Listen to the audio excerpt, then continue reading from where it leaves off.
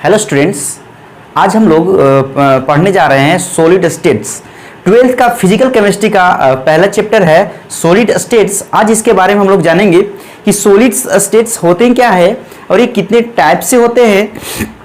12th और NEET और JEE में कितने इंपॉर्टेंट्स हैं इस चैप्टर के बारे में और कितना से क्वेश्चन कौन कौन टॉपिक से इस चैप्टर में क्वेश्चन आते हैं, आज इसके बारे में हम लोग जानते हैं। चलो स्टार्ट करते हैं हम लोग सॉलिड स्टेट्स। तो सबसे पहले हम लोग मेटर के बात पढ़ चुके हैं। मेटर क्या होता है, तो मेटर के बारे में हम लोग मेटर को भी 3 अवस्था पढ़े थे, जिसमें से फर्स्ट था सॉलिड, लिक्विड और गैस। चलो स्टार्ट करते हैं हम लोग सॉलिड स्टेट। ठीक है, यहाँ पे देख रहे हैं मेटर के 3 अवस्थाएं पाए जाते हैं। कौन कौन? सॉलिड, लिक्विड और गैस।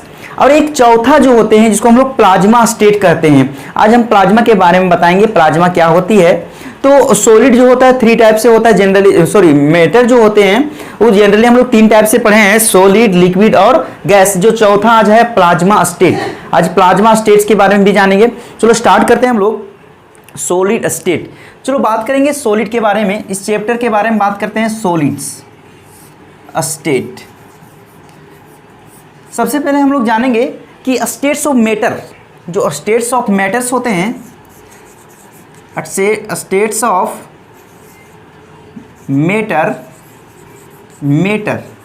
वो आपका जनरली जैसे हम लोग पढ़े थे 3 टाइप से। आपका जो फर्स्ट था सॉलिड, दूसरा था आपका लिक्विड और एक था आपका गैस। आज चौथा के बारे में जाएंगे, फोर्थ जो होता है आपका प्लाज्मा स्टेट। ये आपका प्लाज्मा स्टेट। ठीक है, तो हम लोग अभी जैसे सॉलिड के बारे में जानते हैं, लिक्विड के बारे में जानते हैं, और ये आपका 3 नंबर है आपको गैस, और ये 4th नंबर है प्लाज्मा स्टेट्स। तो अभी हम लोग बताए थे कि सॉलिड्स क्या होते हैं, लिक्विड्स क्या होते हैं, गैस क्या होते हैं और प्लाज्मा स्टेट्स क्या होते हैं। तो हम लोग सॉलिड में क्या पढ़े हैं, सॉलिड में जो मॉलिक्यूल्स होते हैं, उस सॉलिड में जो मॉलिक्यूल्स होते हैं वो पास अरेंज्ड होते हैं, काफ़ी पास्ट होते हैं इसके मॉलिक्यूल्स। सॉलिड के मॉलिक्यूल्स काफ़ी पास होते हैं, इसलिए इसको हम लोग बोलते हैं सॉलिड स्टेट्स। ठीक है, याद रखना कि सॉलिड्स के मॉलिक्यूल्स काफ़ी रेगुलर अरेंज्ड होते हैं और ये पास अरेंज्ड होते हैं। लिक्विड में क्या होते हैं, लिक्विड के मॉलिक्यूल्स थोड़ा दूर में रहते हैं, लिक्विड्स के मॉलिक्यूल्स थोड़ा दूर में पाए जाते हैं, इसलिए ये मेटर लिक्विड स्टेट में पाया जाता है। गैसियस स्टेट में क्या होता है, गैसियस में और दूर में पाया जाता है, गैसियस स्टेट में और दूर पाया जाता है, इसी को बोलते हैं हम लोग गैसियस स्टेट। ठीक है, आज हम जानेंगे प्लाज्मा के बारे में, प्लाज्मा क्या होती है, आज इसके बारे में डिटेल जानते हैं। तो सबको समझ में आता है कि कोई भी सॉलिड को अगर टेम्परेचर देते हैं तो लिक्विड में कन्वर्ट होता है, और लिक्विड को टेम्परेचर देते हैं तो गैस में कन्वर्ट होता है, और ये गैस को हम लोग अगर हाई टेम्परेचर देते हैं तो ये गैस आयोनाइज हो जाता है और ये कन्वर्ट हो जाता है आयंस में, पॉजिटिव एंड नेगेटिव चार्ज में, और उसी स्टेज को बोलते हैं हम लोग प्लाज्मा स्टेट्स। चलो जानते हैं हम लोग कि प्लाज्मा स्टेट्स क्या होता है। तो यहाँ पे देख सकेंगे स्टेट्स ऑफ मैटर जो होते हैं जनरली 3 टाइप्स, और चौथा टाइप्स जो होते हैं ऐसे 5 टाइप से होते हैं मैटर्स। तो हम लोग यहाँ जो पढ़ रहे हैं सॉलिड, लिक्विड, गैस, और एक हम लोग पढ़ेंगे प्लाज्मा स्टेट्स। तो प्लाज्मा के बारे में हम लोग डिटेल जानते हैं, तो पहले इसके बारे में इतना हम लोग कर लेते हैं, फिर डिटेल प्लाज्मा कैसे बनता है और नेचर में कहाँ पर पाया जाता है प्लाज्मा, इसी के बारे में जानते हैं आज थोड़ा सा। तो देखो प्लाज्मा के बारे में, जैसे हमको एक कंटेनर ले लिए, ठीक है, इस कंटेनर में एक बर्फ का टुकड़ा रख देते हैं हम लोग, बर्फ रखते हैं, सॉलिड स्टेट में रखा हुआ है, ये आपका सॉलिड स्टेट में रखा हुआ है बर्फ। ठीक है, अगर इसको हम लोग हीट करते हैं, अब जैसे हीट करेंगे, इस बर्फ को हीट करेंगे तो ये लिक्विड में कन्वर्ट हो जाएगा, ये आपका लिक्विड में कन्वर्ट हो जाएगा, बर्फ जो है लिक्विड में कन्वर्ट हो जाएगा। ये था आपका सॉलिड से कन्वर्ट हो गया आपका लिक्विड। अब इसको हीट करेंगे हम लोग तो ये आपका गैस में कन्वर्ट हो जाएगा, ये आपका गैस में कन्वर्ट हो जाएगा। यहाँ तक समझ में आता है कि अगर सॉलिड को हम लोग हीट दिए तो ये लिक्विड में कन्वर्ट हो गया, लिक्विड को हीट करें तो ये गैस में कन्वर्ट हो गया। अब गैस मॉलिक्यूल्स को हीट देंगे, अब ये जब गैस मॉलिक्यूल को हीट करेंगे तो ये गैस मॉलिक्यूल को जैसे हीट देंगे तो ये क्या होगा, ये गैस मॉलिक्यूल्स जो हैं वो आयोनाइज्ड हो जाएंगे प्लस और माइनस चार्ज में, प्लस और माइनस चार्ज में। ठीक है, गैस मॉलिक्यूल को आयोनाइज करेंगे, ज़्यादा हीट देंगे तो ये आयोनाइज हो जाएगा प्लस और माइनस चार्ज में, और इसी स्टेट को हम लोग बोलते हैं प्लाज्मा स्टेट। तो कितना टेम्परेचर देना पड़ेगा ताकि ये जो गैस होगा पॉजिटिव और नेगेटिव में टूट जाएगा? तो इसको टेम्परेचर जो है 5000 डिग्री सेल्सियस से भी ज़्यादा देना पड़ेगा, 5000 से 10,000 डिग्री सेल्सियस देना पड़ेगा, तभी ये गैस आयोनाइज होगा। ध्यान से देखना कि अगर कोई भी सॉलिड को हम लोग हीट करते हैं तो ये लिक्विड में कन्वर्ट होता है, लिक्विड को हीट करते हैं तो ये गैस में कन्वर्ट होता है। अब गैस को हम लोग हीट देंगे, जब गैस को हम लोग हीट देंगे तो गैस आयोनाइज हो जाएंगे, गैस के मॉलिक्यूल टूट जाएंगे और टूट करके आयंस में कन्वर्ट हो जाएंगे, पॉजिटिव और नेगेटिव आयन में। मतलब इसमें जो इलेक्ट्रॉन्स होंगे वो निकल के बाहर चले आएंगे, तो गैस जो है वो टूट के आयोनाइज हो जाएंगे। तो इस गैस का जो टूट करके आयोनाइज बना हुआ है, इसी अवस्था को हम लोग बोल देंगे प्लाज्मा स्टेट। तो गैस को आयोनाइज करने के लिए, पॉजिटिव और नेगेटिव को हम लोग तोड़ने के लिए, कोई भी गैस को आयोनाइज करने के लिए टेम्परेचर जो हमें चाहिए वो 5000 से 10,000 डिग्री सेल्सियस चाहिए, जो कि नेचर में कहाँ पे अवेलेबल होता है इतना टेम्परेचर। तो अगर नेचर में प्लाज्मा स्टेट की बात करेंगे हम लोग, तो नेचर में जो प्लाज्मा है आपका मुक्त रूप से पाया जाएगा, फॉर्मेशन होता है स्टार्स में। ठीक है, स्टार में आपको प्लाज्मा मिल जाएगा क्योंकि यहाँ पे काफ़ी ज़्यादा आपका टेम्परेचर होता है। दूसरा आपका सन में काफ़ी ज़्यादा टेम्परेचर होता है, तो सन में जो होता है, सन में आपको प्लाज्मा मिल जाएगा क्योंकि नेचर में स्टार और आपका सन में नेचुरली रूप से प्लाज्मा अवेलेबल हो जाएगा क्योंकि वहाँ पे टेम्परेचर काफ़ी ज़्यादा हो जाते हैं। तो गैस मॉलिक्यूल आयोनाइज हो जाएंगे क्योंकि उतना टेम्परेचर में कोई भी गैस आयोनाइज हो जाते हैं और टूट करके पॉजिटिव और नेगेटिव आयन में कन्वर्ट हो जाते हैं। समझ में आ रहा? एक बार फिर से बताना चाहते हैं कि सॉलिड को हम लोग अगर हीट करेंगे तो लिक्विड में कन्वर्ट होगा, लिक्विड को हीट करेंगे तो गैस में कन्वर्ट होगा।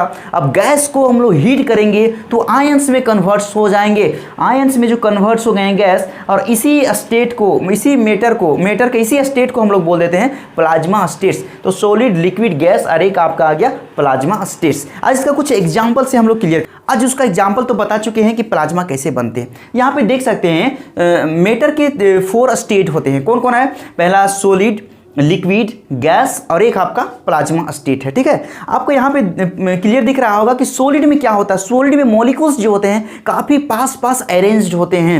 लिक्विड में क्या होता है? मॉलिक्यूल्स थोड़ा दूर में अरेंज्ड होते हैं। और गैसियस में क्या होते हैं? मॉलिक्यूल्स और दूर में अरेंज्ड होते हैं। और प्लाज्मा स्टेट्स में क्या है? मॉलिक्यूल्स जो होता है, गैस के मॉलिक्यूल्स आयोनाइज हो गए हैं और ये पॉजिटिव और नेगेटिव में क्या आपका कन्वर्ट हो गए हैं। क्लियर हो रहा है? चलो अब हम लोग स्टार्ट करते हैं सॉलिड से।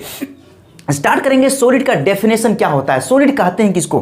तो सबसे पहले हम लोग देख रहे हैं कि सॉलिड का डेफिनेशन से स्टार्ट करेंगे। तो सॉलिड होता क्या है?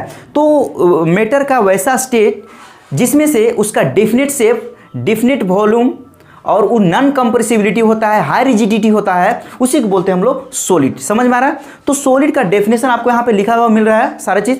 तो अगर हम लोग सॉलिड का डेफिनेशन की बात करेंगे तो सॉलिड के मतलब ही होता है कठोर, जिसका अणु होते हैं, परमाणु जो होते हैं वो काफ़ी पास अरेंज्ड होते हैं, उसी को बोलते हैं हम लोग सॉलिड स्टेट। अब हम लोग क्लासिफिकेशन करते हैं कि सॉलिड कितने टाइप से हो सकते हैं। तो सॉलिड जो होते हैं वो 2 टाइप से होते हैं। यहाँ पे देख रहे हैं सॉलिड जो होते हैं आपका 2 टाइप से होते हैं। फर्स्ट आपका हो गया क्रिस्टलाइन सॉलिड और दूसरा हो गया आपका एमॉर्फस सॉलिड। सॉलिड 2 टाइप से होते हैं, याद रखना, सॉलिड 2 टाइप से होते हैं, एक क्रिस्टलाइन सॉलिड और एक आपका हो गया एमॉर्फस सॉलिड। क्रिस्टलाइन सॉलिड को ट्रू सॉलिड बोलते हैं, एमॉर्फस सॉलिड को हम लोग सूडो सॉलिड बोला जाता है। क्रिस्टलाइन सॉलिड भी 4 टाइप से होते हैं। क्रिस्टलाइन सॉलिड आपका 4 टाइप से होते हैं। कौन कौन होते हैं? Ionic crystalline solid, molecular crystalline solid, covalent crystalline solid और एक आपका होता है मेटालिक क्रिस्टलाइन सॉलिड। समझ में आ रहा है? यहाँ पे सारा चीज़ हम लोग देख रहे हैं कि जो सॉलिड होते हैं आपको 2 टाइप से होते हैं। एक होते हैं क्रिस्टलाइन सॉलिड, दूसरा होते हैं हम लोग एमॉर्फस सॉलिड। क्रिस्टलाइन सॉलिड आपका 4 टाइप से होता है। कौन कौन सा होता है? Ionic crystalline solid, molecular crystalline solid, covalent crystalline solid और एक आपका होता है metallic crystalline solid. Amorphous solid और क्रिस्टलाइन सॉलिड में हम लोग क्या अंतर है आज ये बताते हैं। तो सॉलिड जो होता है आपका 2 टाइप से हम लोग बताए थे। सॉलिड आपका 2 टाइप से होते हैं, टाइप्स ऑफ सॉलिड। फर्स्ट में आपका हो गया क्रिस्टलाइन सॉलिड, क्रिस्टलाइन सॉलिड, ये आपका क्रिस्टलाइन सॉलिड हो गया। दूसरा हो गया आपका amorphous solid, amorphous solid, amorphous solid. अब क्रिस्टलाइन सॉलिड और एमॉर्फस सॉलिड में क्या अंतर है आज इसके बारे में जानते हैं हम लोग। तो क्रिस्टलाइन सॉलिड के जो मॉलिक्यूल्स होते हैं, क्रिस्टलाइन सॉलिड के जो मॉलिक्यूल्स होते हैं वो रेगुलर अरेंज्ड होते हैं, पास पास अरेंज्ड होते हैं। क्रिस्टलाइन सॉलिड इसको बोलते हैं जिसका मॉलिक्यूल्स पास पास रेगुलर अरेंज्ड होते हैं, उसको हम लोग क्रिस्टलाइन सॉलिड बोलते हैं। चलो यहाँ पे समझ में आ रहा है क्रिस्टलाइन सॉलिड में क्या होता है, मॉलिक्यूल्स जो होते हैं रेगुलर अरेंज्ड होते हैं, पास पास अरेंज्ड होते हैं। जबकि एमोर्फस सॉलिड में क्या होता है, एमोर्फस सॉलिड में जो होते हैं मॉलिक्यूल्स का अरेंजमेंट इरेगुलर होता है, इरेगुलर अरेंजमेंट होता है। ये पास पास अरेंज नहीं होता है, इरेगुलर अरेंजमेंट होता है। जिससे इसका एग्जाम्पल की बात करेंगे तो इसका एग्जाम्पल जो हो गया ग्लास हो गया, पीच हो गया, रबर हो गया, स्टार्च हो गया, ये आपका एमोर्फस सॉलिड में आता है। जबकि हमको क्रिस्टलाइन सॉलिड की बात करेंगे तो क्रिस्टलाइन सॉलिड में आपका आयरन, गोल्ड, NaCl, ये सारे चीज आपको क्रिस्टलाइन सॉलिड में आ जाता है। तो क्रिस्टलाइन सॉलिड के मतलब होता है जिसका मॉलिक्यूल्स, अगर हम लोग देख सकते हैं कि आयरन को अगर हम लोग काटते हैं तो उसको काटने से क्या होता है, उसका मॉलिक्यूल्स रेगुलर कटता है, इरेगुलर नहीं कटता है, तो उसको हम लोग क्रिस्टलाइन सॉलिड में रखा गया है। जबकि एमोर्फस सॉलिड की बात करेंगे हम लोग तो एमोर्फस सॉलिड में जो होते हैं मॉलिक्यूल्स रेगुलर अरेंज नहीं होते हैं, मॉलिक्यूल्स जो होते हैं इरेगुलर अरेंज होते हैं, तो इसको बोलते हैं हम लोग एमोर्फस सॉलिड। जैसे हम लोग रबर को अगर काटेंगे तो वो भी हम लोग रेगुलर नहीं कटेगा। जैसे और एग्जांपल जनरल, जैसे पपीता होता है, देखने से लगता है पूरा सॉलिड है, लेकिन उसको काटते हैं तो उसके अंदर खोखला पाया जाता है, उसके मॉलिक्यूल रेगुलर अरेंज नहीं होते हैं, जिसकी वजह से उसको एमोर्फस सॉलिड में रखा गया। समझ में आया? तो सॉलिड दो टाइप से होते हैं, crystalline solid, amorphous solid. Crystalline solid किसको बोला जाता है, जिसका मॉलिक्यूल्स जो होते हैं रेगुलर अरेंज्ड होते हैं, जैसे लोहा, सोना, चांदी, ये सारा चीज आपका क्रिस्टलाइन सॉलिड में आता है। एमोर्फस सॉलिड किसको बोलते हैं, एमोर्फस सॉलिड उसको बोला जाता है जिसका मॉलिक्यूल अरेंज नहीं रेगुलर होते हैं, उसका जैसे तैसे मॉलिक्यूल अरेंज होते हैं, उसको बोलते हैं हम लोग एमोर्फस सॉलिड। समझ में आ रहा है? नेक्स्ट टॉपिक चलो देखते हैं। आज हम लोग एग्जांपल लिए जिससे सॉलिड दो टाइप से होते हैं, आपका एक क्रिस्टलाइन सॉलिड, दूसरा एमोर्फस सॉलिड। क्रिस्टलाइन सॉलिड का हम लोग और एमोर्फस सॉलिड में दोनों में अंतर बताते हैं। क्रिस्टलाइन सॉलिड में क्या होता है, मॉलिक्यूल अरेंजमेंट जो होता है रेगुलर होते हैं, इसका जो अरेंजमेंट होता है इरेगुलर होते हैं। इसका एग्जाम्पल क्या क्या होते हैं, गोल्ड, सिल्वर, ये सब होते हैं। इसका एग्जाम्पल आपका क्या होते हैं, जैसे इसका एग्जाम्पल आपका देखा हुआ है कि रबर, स्टार्स, ये सारा चीज होता है। तो हम लोग सॉलिड के बारे में पूरा जान चुके हैं कि सॉलिड दो टाइप से होते हैं, एक होता है क्रिस्टलाइन सॉलिड और दूसरा होता है आपका एमोर्फस सॉलिड। अब हम लोग स्टार्ट करते हैं क्रिस्टलाइन सॉलिड के कितने टाइप्स होते हैं। ठीक है, क्रिस्टलाइन सॉलिड के टाइप्स बताते हैं।